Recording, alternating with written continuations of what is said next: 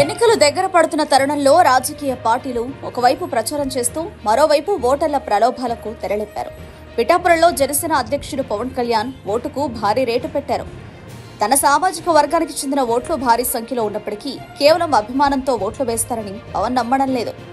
అంతిమంగా డబ్బుపైనే అందరికీ ప్రేమ అని ఆయన విశ్వసిస్తున్నారు. దీంతో ఓటుకు 5,000 చొప్పున జనసేన పిఠాపురంలో పంచుతున్నట్టు స్థానికుల ద్వారా తెలిసిందే.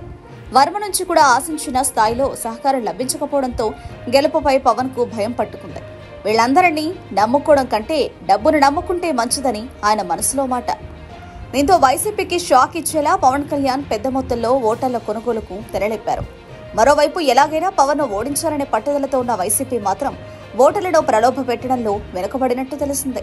వైసీపీ తరపున పోటీ చేస్తున్న వంగా గీత ఓటుకు 3,000 చొప్పున ఇస్తున్నట్టు స్థానికులు చెబుతున్నారు. పవన్ కళ్యాణ్ భారీ మొత్తంలో ఓటుకు రేటు కట్టారనే సంగతిని వైసీపీ పెద్దల దృష్టికి స్థానిక నాయకులు తీసుకెళ్లినట్టు తెలిసింది. వైసీపీ పెద్దల నుంచి వెయిట్ అనే సందేశం వచ్చినట్టు సమాచారం.